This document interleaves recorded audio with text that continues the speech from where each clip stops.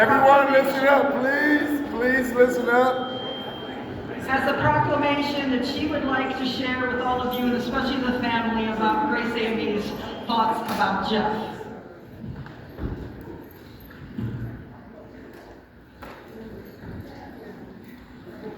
Thank you. Jeff was very special to us at Grace. We met him, I guess in 2017. No, we didn't meet him in 2017. That was when we became familiar with Catonsville Presbyterian with our food pantry. And then later I joined this Family Racism Committee, and other members of our church did, and it grew and it grew and it grew. So just as a word from our church, this is a word from our pastor. We did have a special prayer for Jeff and his family yesterday. So this is in memory. And we write, on June the 28th, 2024, the trumpets in heaven sounded, and God said to his angels, go to Catonsville and tell my servant Jeff that his journey has been fulfilled. Come and receive his reward. Thus, in the sacred silence of farewell, Jeff is released into the embrace of eternity, and his light will continue to shine brightly in the tapestry of the lives of his loved ones.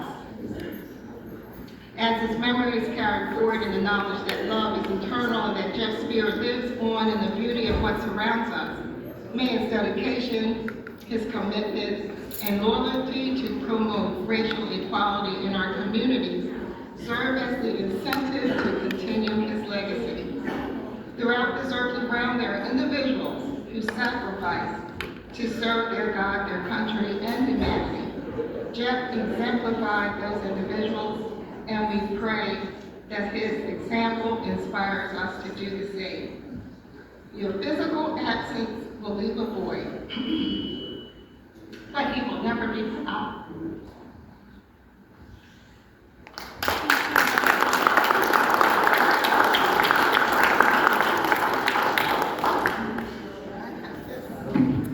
Thank you. If anyone else wants to say a few words, that would be wonderful.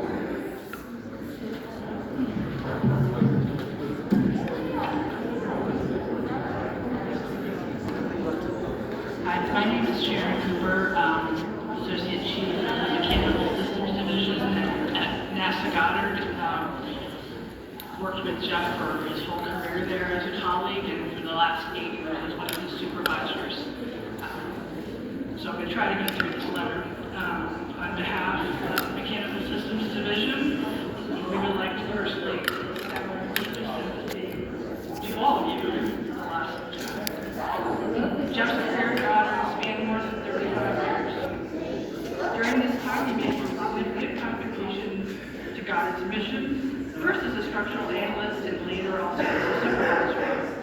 He contributed to key NASA spaceflight missions, including the Broadband X-ray Telescope, James Webb Space Telescope, Solar Dynamics Observatory, Neutron Star Interior Composition Explorer, and recently the Deep Atmosphere Venus Investigation of Noble Gases, Chemistry, and Imaging. Jeff was a key contributor to the Instrument Design Lab, where he developed missions and instrument concepts for future NASA missions. He also directly supported multiple proposals that were submitted to the agency for consideration for future development in Goddard, including the successful Lucy asteroid mission. Jeff was a strong advocate for knowledge sharing and best practices. He was a leader in the finite element modeling continuous improvement community's practice, a long-standing resource for the NASA structural analysis community, which he was recently reinvigorating for the post-COVID era. So he was as smart as you all thought he was. But what made Jeff special was his passionate commitment to advocacy, equity, and fairness. Through his work with the Goddard Office of Diversity and Equal Opportunity and his contributions to a broad range of diversity, equity, inclusion, and accessibility, or DEI efforts. Jeff served as co-chair of the Engineering and Technology Directorate's DEI committee for more than 10 years. He was a certified facilitator for Goddard's Diversity Dialogue program. Jeff was a member of Goddard's Asian American, Native Hawaiian, and Pacific Islander Employee Resource Group. He was a strong supporter and advocate for the formation of each ETD's Women Engineer in Space and Technology Resource Group, which is an affiliate of the Society of Women Engineers. Jeff was a member of ETD's Supervisor Workforce Advocacy Team and later became a co-chair of Goddard's First Line Supervisor Resource Group as an advocate for branch supervisors. Jeff received numerous Goddard and NASA awards for his involvement in employee resource groups and advisory committees, his support of flight projects and proposals, and his accomplishments as a leader and supervisor. Jeff's extensive knowledge of structural analysis tools and methods, as well as his many practical leadership skills and his passion for fairness and equity, made him one of the most valuable and sought-after team members in Goddard's community. He will be profoundly missed. Thank you.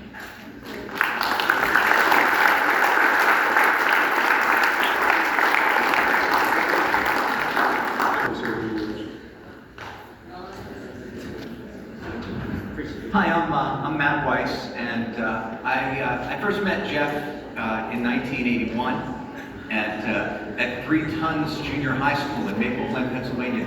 For a kid with a little bit of a weight problem, 3 Tons Junior High was a really forbidding place to come to.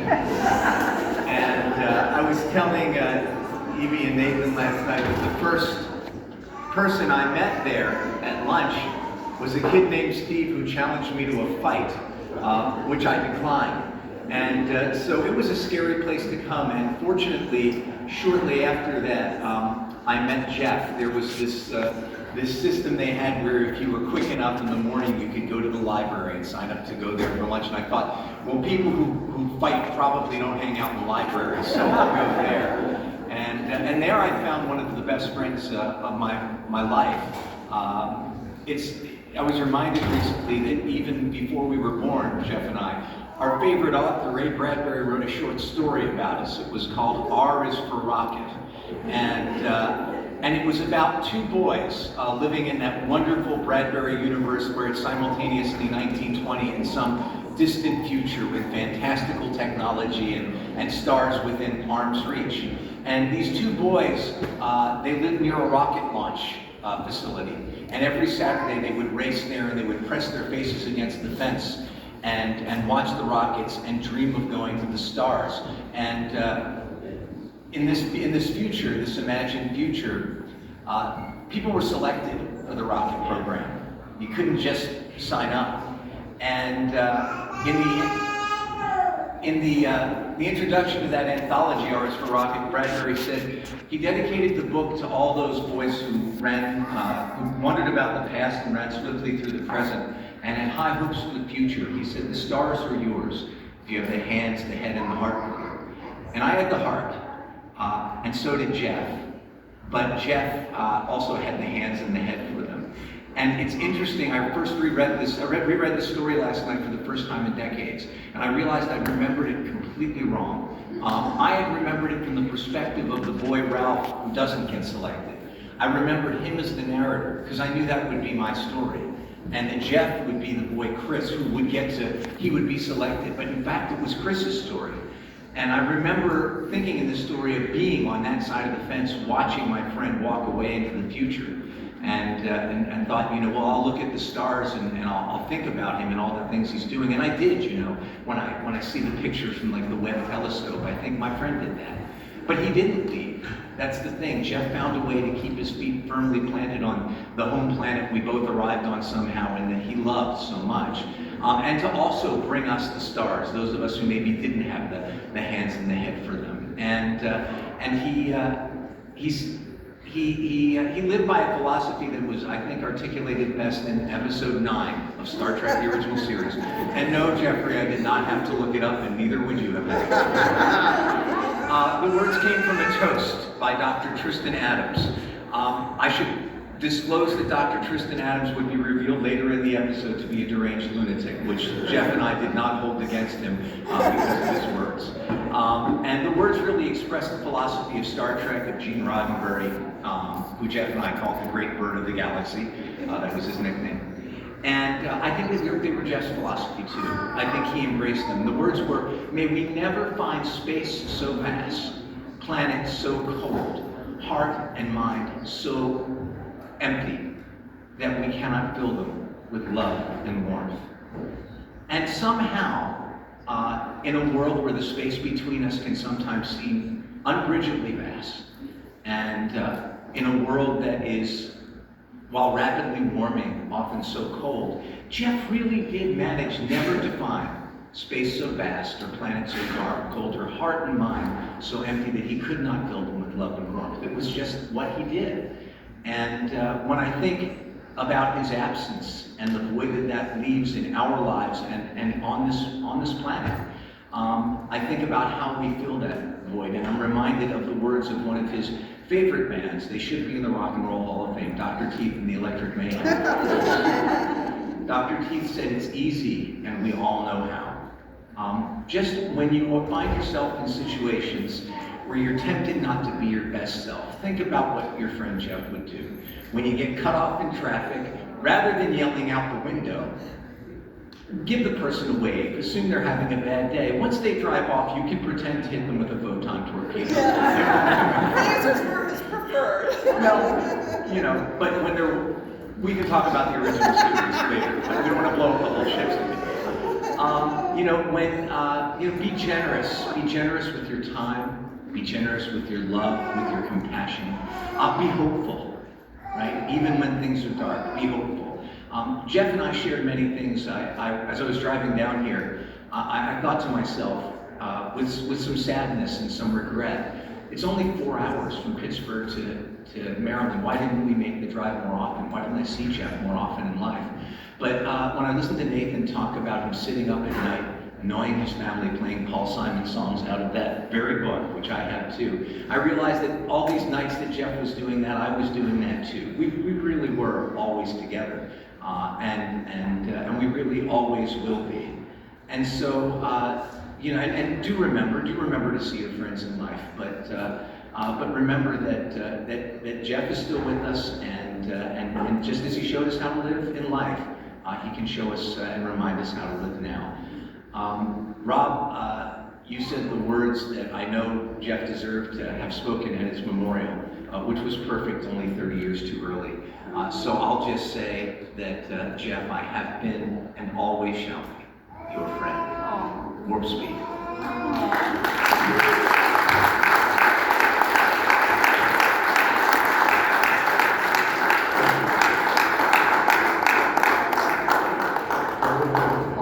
Does anybody else have anything to say?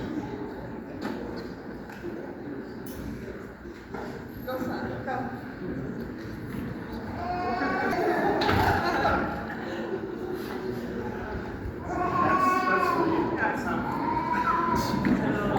Hi, I'm Sandra.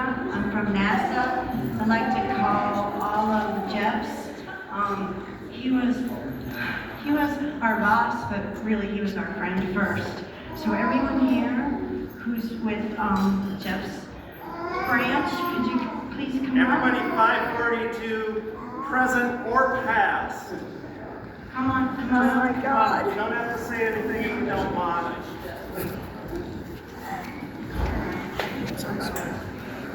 So everybody here, you think of family, you think of Cindy, Nathan, Evie, parents, all that. This was the other family. You folks, you saw him the most. We saw him the second most. We were with him. Actually, you saw more. You were 8 hours. Oh, we didn't get it weekends and evenings and all that. It sucks. So, but yeah, it's all family. So, Sandra, you want to say something first? I collect myself. What I was noticing in the beautiful service today, and I was telling some of my friends and colleagues, is that everything the Reverend said about his kindness and advocacy, it was at work as well. We all felt the same as you. He treated us just like he treated all of you, with kindness and love, and would solve our problems with kindness and love, which was at times was hard for me. So he calmed me down, and he really, so everything the Reverend said. Thank you, Reverend, for saying those beautiful words today, because all of us felt that. And I wanted to share just one more light story about Jeff's inclusiveness. One of the things Sharon, our division chief, mentioned is that he was big in diversity and inclusion. And I want to share an example of what that really means in practice. So I wanted to form a women's group. So who is my advocate? Jeff Bolognese. For all the women at Goddard, women engineers at Goddard, he helped us for 2 years to make this committee, and we won an award for this committee, and we had to go get our picture taken. So there were four or five of us on the committee, and we had to go to a building to get our picture, and one of the ladies in the committee couldn't make it. So what did Jeff do? Which was not heard of. He called her up on his computer, put her face on the computer, and proudly held the computer in front of him during the picture. The photographer looked at us and said, "Why are you holding a computer in this picture?" And he says, "Well, this is Pam. Say hi, Pam." And Pam's like, "Hi." And Jeff said, "Just take the picture." So he took a picture. I have the picture. I'll leave it up here. Jeff holding a computer with Pam's face. And this picture, because she was a big part of our team, was shown in the auditorium when we went up to get our award. So he included everyone. So I just wanted to share that beautiful story. Thank you. So one of our friends, Mark McGinnis, who couldn't be here today, he's in Arizona. His sister had some surgery and he wanted to be out there with her to help out. But he sent an email, and so this is on the lighter side. So, so this is from Mark McGinnis, another NASA engineer. So years ago, they could get a master's in engineering degree from George Washington University with classes taking place right there on center at Goddard. So Jeff and I got ours together. One time, we were in a very small structural analysis class. It actually said FEA, so I changed that. Structural analysis class with maybe 5 students in a little conference room. During one lecture, the professor referred to a fairly intense bit of mathematics as elementary school stuff. Without missing a beat, Jeff whispered into my ear, "I'm glad I didn't go to school with him." Needless to say, I just lost it and burst out laughing. Just like, "Oh, you did." Later on, we worked on our senior design project together, which was about refueling in low Earth orbit. Jeff was the one who named the 2 spacecraft in the project. In perfect NASA style, he determined that the refueling vehicle would be called the Host Orbital Refueling System Experiment, while the target spacecraft would be the Orbital Automated Target System, so horse and oats. That was Jeff. And then to finish off, Mark says, on a more sentimental note, I remember how excited Jeff was the weekend he drove back to Ann Arbor to propose to Cindy. He had the ring and had tricked her into telling him she was going to be on campus for the weekend without knowing he was coming or why he was coming. She obviously said yes, and the rest is history.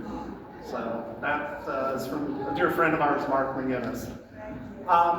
I just wanted to share some of my memories. Most of these I won't even say because they've already been said. Everybody has a lot of these about Jeff. He had this open door policy, and there were lots of conversations. You know, Nathan Evie watching you grow up through his eyes at work. You know, it was wonderful. You know, he really did have time for everybody to talk about things like that. It wasn't just work. Yeah, and one of the things as far as work goes, I don't know how many know it, but the reason Jeff really is our branch head is because nobody else wanted it. I mean, I've said this a lot, and so people hear it, but it's like, you know, of the old guard up here, Scott, Sandra, Tim, me, you know, some of the others, it's like, hold on, we don't want to be anybody's boss. And he stepped up to the task, and he never was a boss. He really wasn't a boss. He was just another coworker. And I think I put this in my little Facebook thing. He was a coworker looking out for our best interests. So, some of the memories that Jeff and I did talk about was the University of Michigan, College of Engineering, go blue. Yeah. Yep. That, but thank you.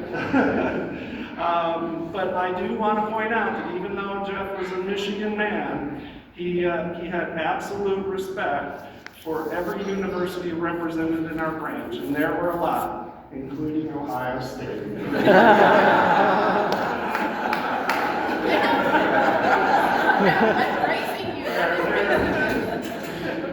And we do, everybody, I mean, Maryland, Virginia Tech, it's like we're there, but we love our Ohio State people too. So. For me, performance reviews, I remember, I don't know how it was for everybody else, but you'd set aside an hour, you'd go in, and you'd just start talking about whatever the news was for the first 45 minutes, work gossip, work, this, that, or the other thing, maybe even some jobs that are coming up, things like that. And then you'd spend 5 minutes saying, is this okay? Yeah, I read it, it's fine. Okay, great. And then we finished up, we had to get 10 minutes back. I mean, that's how low-key he was as a supervisor. It was great. Jeff and I definitely did a lot with DEI, the diversity and inclusion stuff. He was in, I think he's mentioned the Asian American Pacific Islander committee, and I was on the LGBTQ committee, still am, that sort of things. And so we talked about a lot of that. And it was really actually nice for me to hear what he's doing at the church. That's so wonderful. I mean, it permeated his entire life. And actually, I know the picture of me and Jeff with George Takei was where we actually brought those two groups together. So that was wonderful. And also met George's husband, Brad. So just kind of, to end, what I want to say is some of the things that I would miss hearing his laughter through my wall because my office was right next to his. I will miss hearing him strum his guitar. I honestly didn't know how much he played because, it was, some stuff on Facebook, but I did hear him play his guitar through my office wall. So, and again, I'll also miss hearing him talk about his family. So, Cindy, Nathan, Evie, Jeff Bolognese, he will be missed by everybody here. So.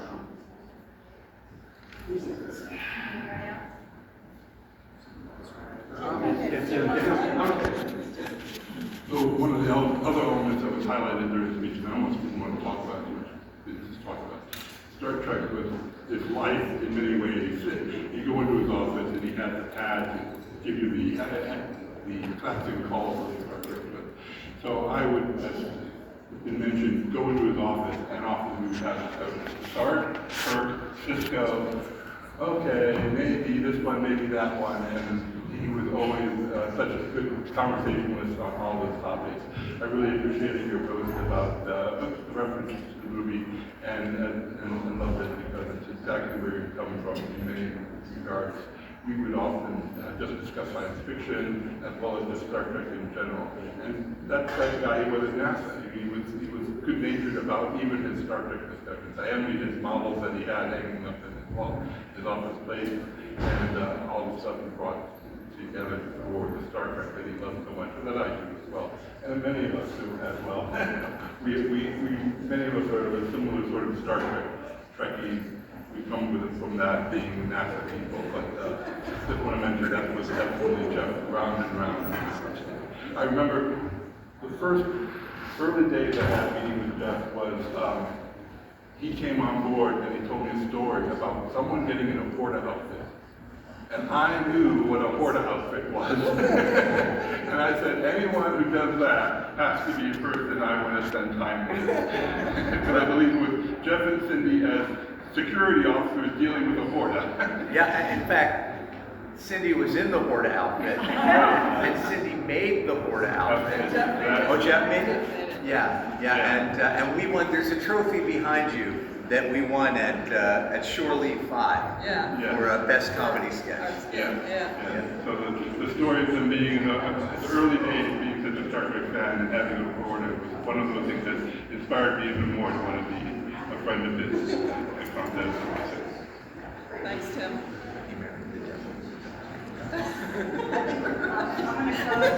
I'm just gonna close with one more thing. Suraj, can you come in? So Suraj is one of the newer persons in our branch. Jeff loved this gentleman to death.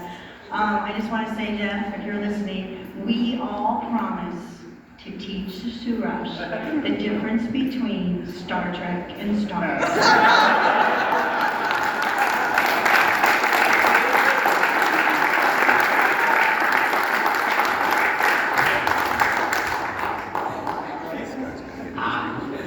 So, it's a father's duty to make sure his son or daughter, or whatever, to make sure his kids are safe.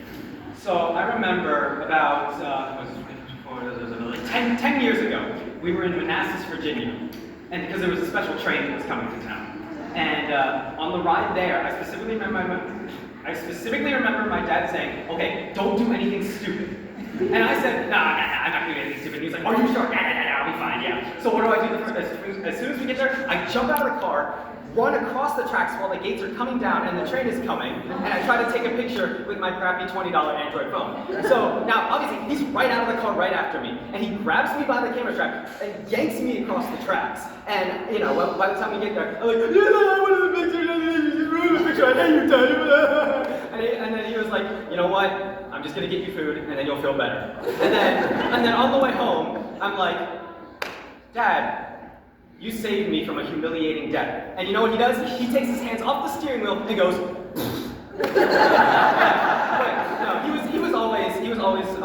he always wanted to make sure that I was, that I was safe. Like another funny moment I remember is a couple months ago, I came back from Taekwondo and I had like a big scratch like on my neck and I had red spots all over me.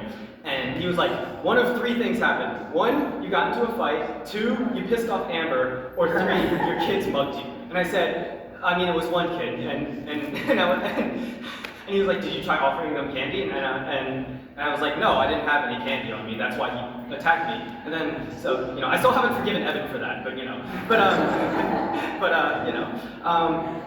the point is, Dad always would ask every day, how did your day go? Did you get hurt?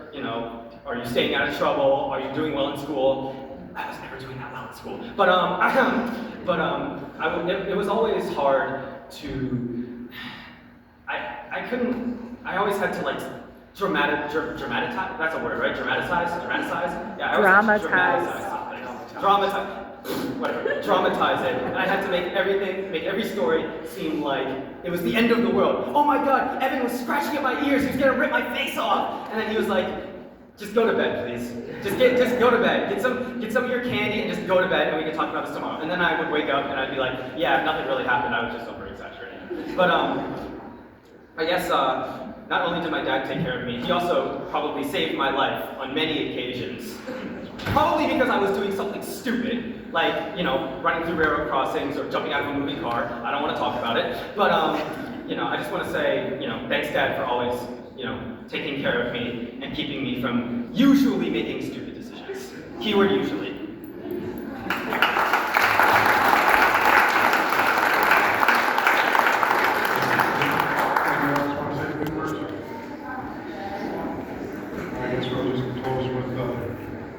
Let Jeff remind us,